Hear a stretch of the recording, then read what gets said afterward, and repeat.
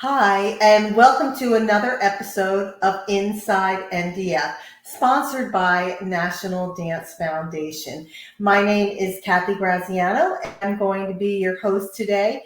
On each episode, we look forward to dancing with different ones in the dance industry, all the movers and shakers, about the different things that are happening, how they feel their impact is, and which way the direction of the dance movement is going, things we're all interested in.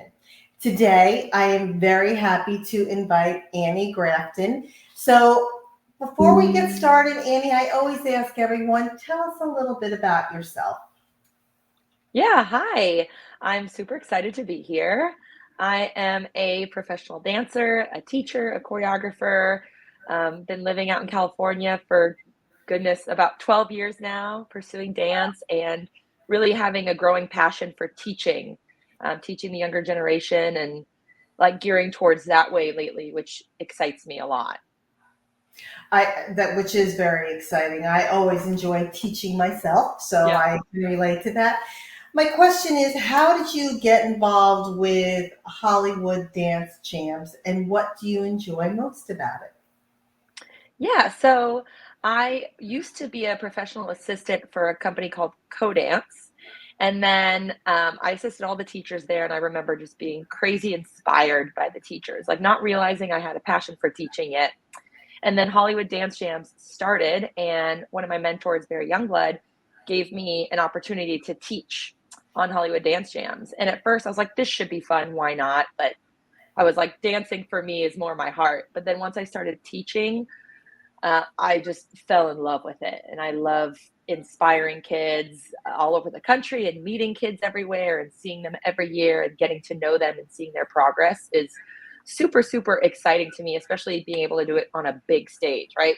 Being on that big stage gives me like that wow impact, which sometimes I've taught in studios too. It's a little harder, to get those big ideas in, and that's why I think convention is fun because we can assist dance studios in helping them make an impact. And I've now been with Hollywood Dance Champs for about 10 years. And I love it. I think my passion for teaching every year gets even greater. And I think dance is more than about the dance steps. I think it's about teaching kids how to become well-adjusted, great, hardworking, kind humans. And I think dance is one of the best vehicles for that. Absolutely. You know, it's funny talking about things coming full circle. So you work with Barry Youngblood, is that correct? So Yeah. he, which we're going to talk about and introduce later, but he actually choreographed one of our dance mobs for National Dance Week years back. Even went to San Francisco to perform it and lead a crowd in a dance there. So I remember Oh by my the gosh. color T-shirts. He was a yellow color T-shirt at the time. So he was fabulous, fabulous. I love See, it. Yeah. he's so nice, and that's when a nice thing about dance is it's a very big world, but it's a very small world. So look at Yeah. we're connected by two people, Julie Tay Yeah. Salka and now Barry that we didn't even realize. So that's so funny. Yeah. It's a Tell crazy him, small world. tell him I said hi and to shoot me an email. We would love to interview him and see what he's been doing over the years too. So Oh, wonderful. for sure. He would love that. I'll reach out to him after this interview. That's great. That's so funny. So now you said about 10 years you've been there. So what changes Mhm. have you seen over the years with conventions and competitions? Kind of I mean, 10 years is a long time in a positive way. So what changes Mhm. have you seen? Well, I think one thing that is great is I've seen a lot more focus put on making a well-rounded dancer, which I think is super important. I feel like, there's been moments in dance history of competitions and stuff where it's like everything's about just contemporary or, you know, just hip hop or just jazz. And I feel like it's great because I used to see studios just bring all one style a lot of times to competition. And I feel like the last few years, people are gearing more, giving their dancers a full range of styles because, the more training you get in every single style, it helps aid the next one, right? So I think it's just really cool. I'm seeing more of well-rounded dancers all around, and I see kids excited versus I know when I grew up, I used to go to dance conventions and competitions. Sometimes people be like, "Oh, no tap," right? Or, Yeah, "Oh, I don't do tap," right? Which right, tap is so right. important. Like when you're in tap class, it helps your musicality for lyrical. It helps everything. So I think that's a really cool change that I've seen in the last 10 years is getting back to being more well-rounded. I've seen that kind of everywhere, and I think that's awesome, and I think we should keep heading in that direction.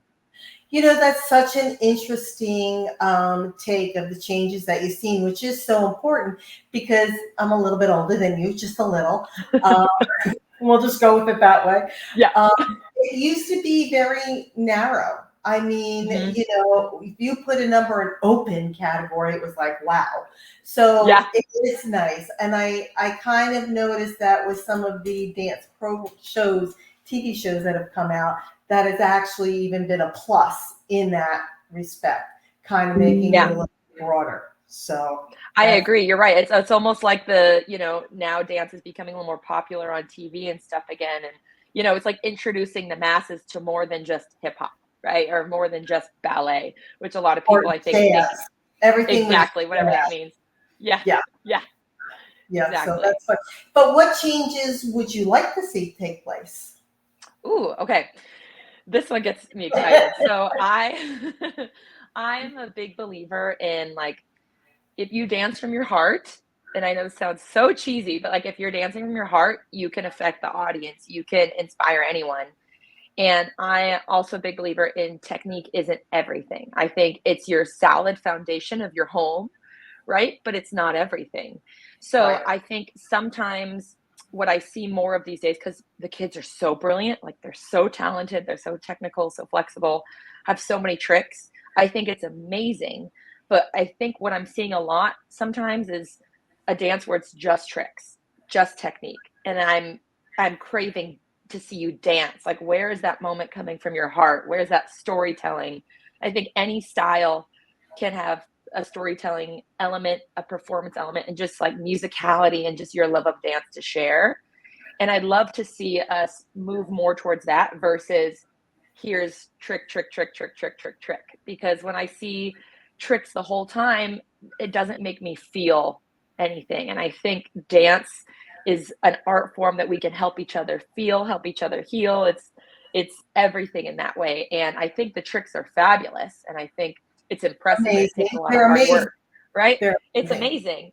But Amazing. like I want to see you dance and like throw a trick in if you have it. But if you don't have it, that's okay. Like I want to see more than just the things or the technical moments, even though I'm a huge fan of technique and ballet and being able to do those hard tricks, I think are really impressive. But when it's a solo or a group dance where it's just tricks, then I feel like I have a disconnect with the dancers on stage and I want to feel that connection. So I think just welcoming in moments like a drag can mean everything. A ball change can be so important.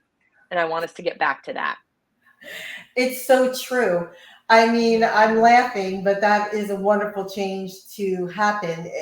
Because sometimes if someone is going to be all technique or feeling just from how they enter the stage, Oh just yeah. their walk on. You're like, oh, okay, I'm ready. Or you're like, Yeah. oh, she's a real great dancer. But Right. do you see it moving back or is it coming slowly? Or is I that mean, happening or coming slowly or not happening at all? it's funny because I think it varies. It varies on the studio and where we are, like in the US. Like I feel so grateful and like blessed I'm able to see dancers all over the place.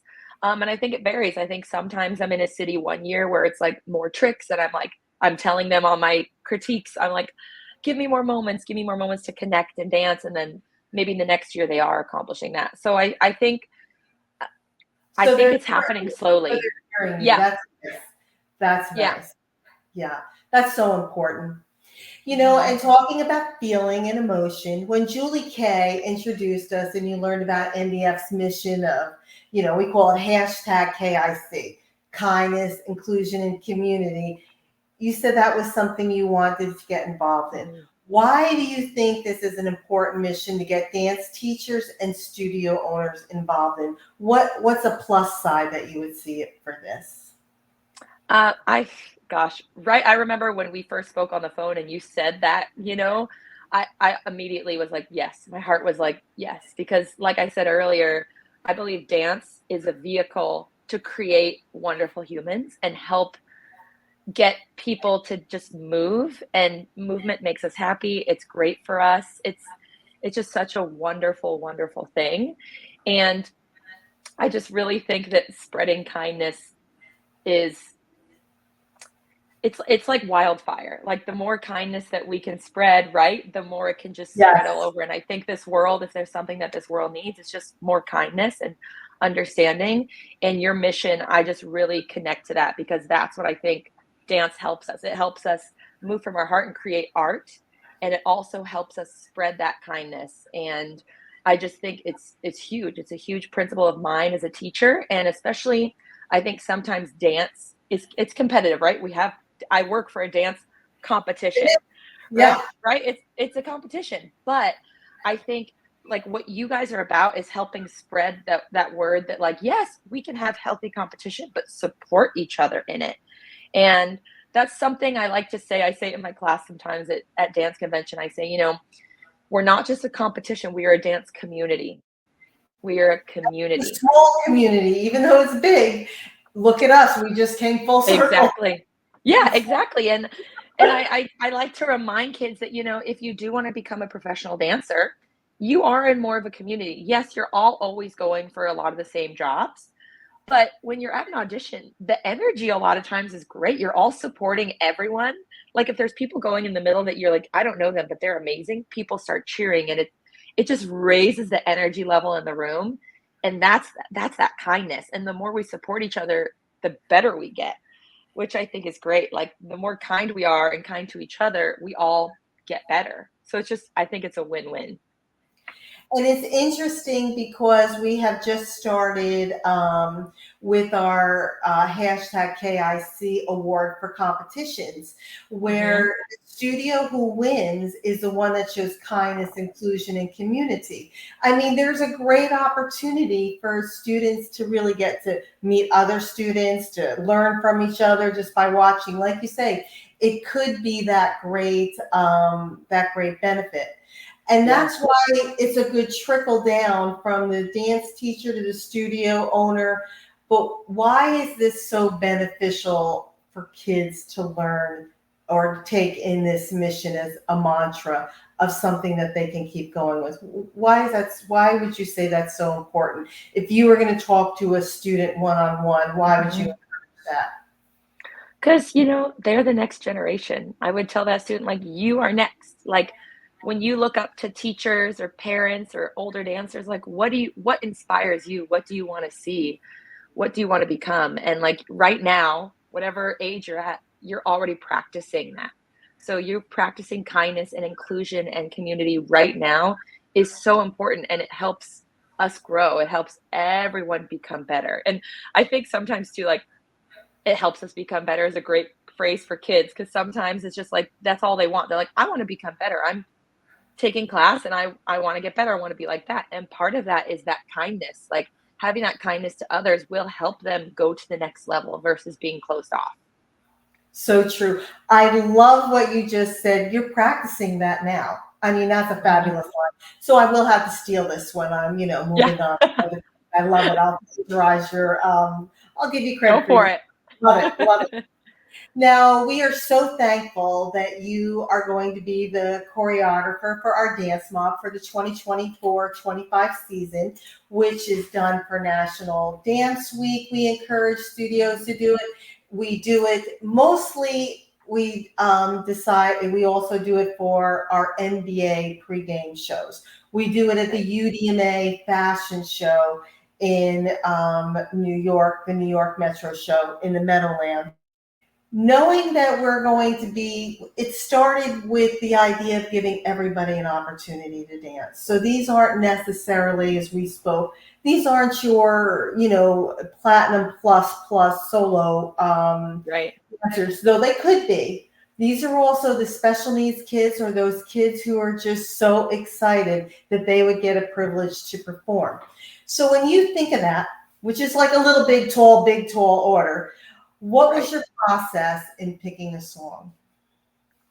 Well, for me, like, this is why I feel like I'm so happy going back to, like, Julie K, our connection there. That's one thing Julie K and I, like, have always connected on is just, like, inspiring young people, no matter your level, that dance is for everyone.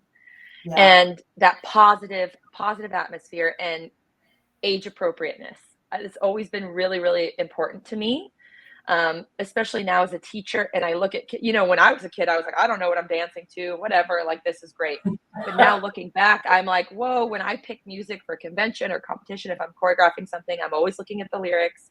I'm always very, very aware because kids, they do pay attention a lot of times, especially these days where they can look up things on their phone, right? It's right there.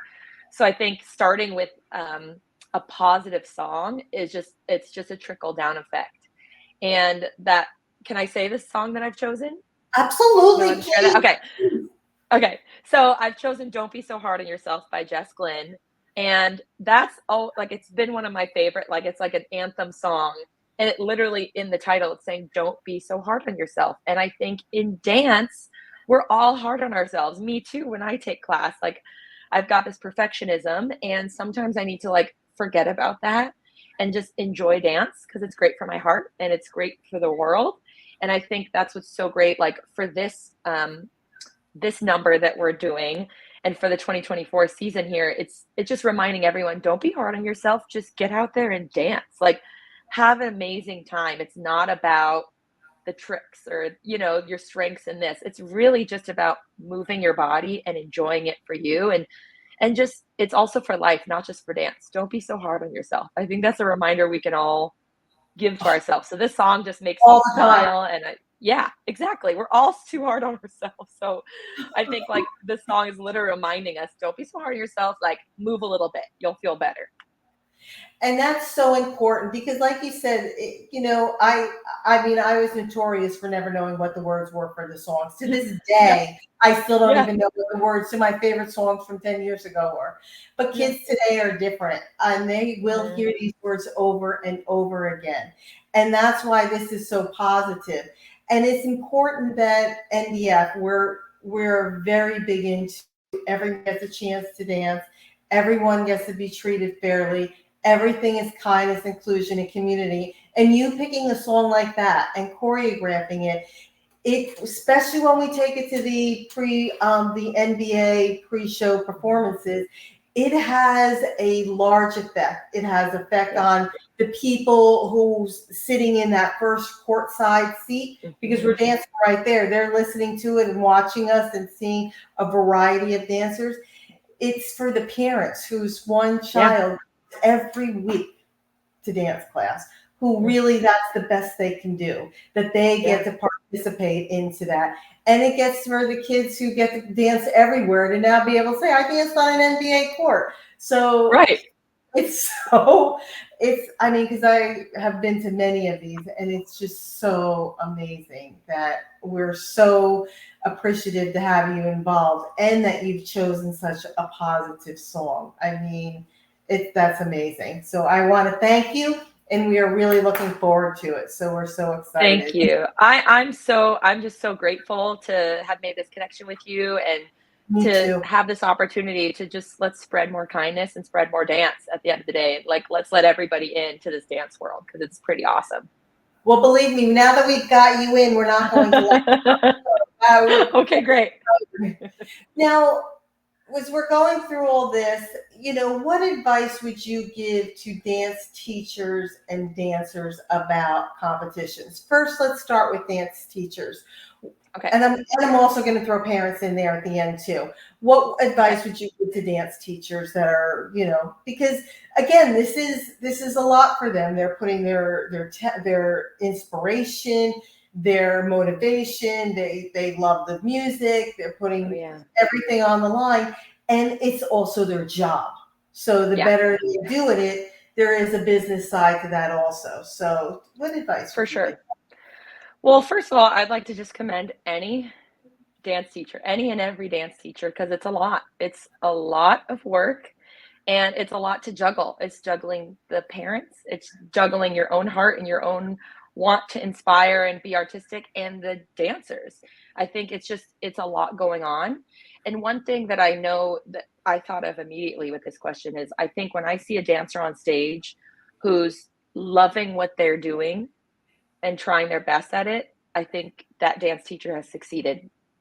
So no matter what the score is, no matter what happens on stage, if that dancer is having a great time and like trying their best, I think that's the job.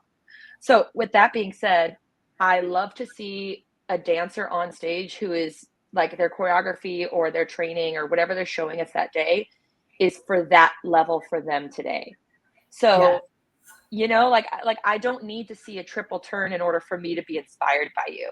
I really enjoy when I see that a dance teacher has trained their student to, showcase their love of dance on the stage and to also give them something that can help them thrive today. So like Yeah. like I love to see like to me I'm like, wow, your teachers, I'll say that on the tape, like, wow, you look like you're having a great time. The technique that you're showing me right now is the technique that you have right in the pocket today. Your teacher's doing a great job. I see your love of dance. I see your hard work ethic on stage. And I know it's hard for teachers to not think about the wins, putting the tricks in, because a lot of times I think parents and the kids want to see things that are maybe out of their wheelhouse that day. And I just want to see that dancer shine where they are today. So I think maybe for teachers kind of releasing the pressure of, I need to put in fouette turns in order for this dancer to win. I really think it's more about where's their technique today, someday build up to that bigger thing and help them thrive with where their technique and where their skill level is today, to help them feel confident. And that's tough. That's a Yeah. fine line. That's a really Hmm. fine line, as we Yeah. know. And Yeah. now, what do you say to that dancer who's out there who might have, many turns in their repertoire, or they might Hmm. not, or their Hmm. leaps might not exactly be, exactly what we're looking for, or maybe they Right. are. So, what do you say to Right. that dancer? So to the dancer, the first thing for me is making sure that you are going out there and dancing from your heart. Number one, that is my number one thing. I will always give it up if I see you dancing from your heart. It doesn't matter. Like to me, I'm like, I will give you more points if If you you are show up at dancing. the end of a number, that's a win. Yeah, or even just like giving me your true smile. And this is what's hard because I think a lot of it before you come on stage, dancers, a lot of it is that mental work because you've rehearsed a lot, right? You're trained, but then you watch other dancers, maybe you get nervous and you come on stage and like you're too in your head about it. So I think if we can all find a way to like warm yourself up backstage, which is just like do a dance party, move around like a crazy, you know what I mean? Like all silly and crazy and just get the anxiety out of your body, dance it out, move it out. So when you come on stage, you just get to present and be yourself. Cause like when I see a dancer be themselves on stage, wow, like nothing else matters. Nothing else matters. It doesn't, just like when we see people in movies, right? They're not doing turns and stuff like that. But when they're like dancing for themselves, it's just magic. And that applies to if you have the triple turn and the aerial, it applies if you don't, if you're like beginning technique across the board, it needs to come from here.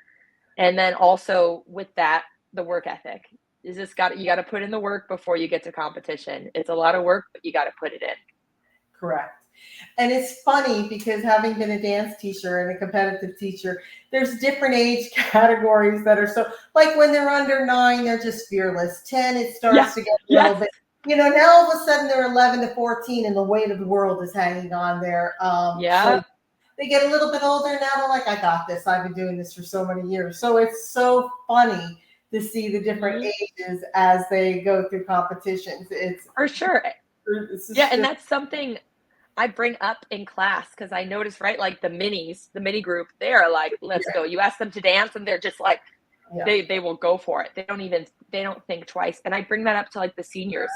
I'm like, hey, the teen seniors, like, this is, you might laugh. I tell them, I was like, okay, when we're younger, we just go for it because we love dance. I ask them, like, you see minis. They're like, oh, yeah, they go for it. And I say, then we get into our teens, preteens, and we put ourselves in this box that, like, we have Yes. to look cool.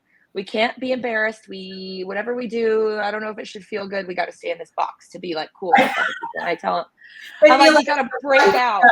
You it's got to break out of the cool box, step out of the cool box, get a little weird and like enjoy yourself. Cause you're so right. Like that age difference, it's hard. It's yeah, hard. cracks me. I love that, I was always teaching the older ones, and I love the minis. And it was so funny. We'd change our outfit, and they would just be so into everything. We couldn't get them on the stage fast enough because, oh, Yeah. hey, mom, okay, dad, no, okay, and that, chit chat and, Yeah. walking around. I mean, then they get on there and they knock it out. They get off. They're like, I am just so hungry.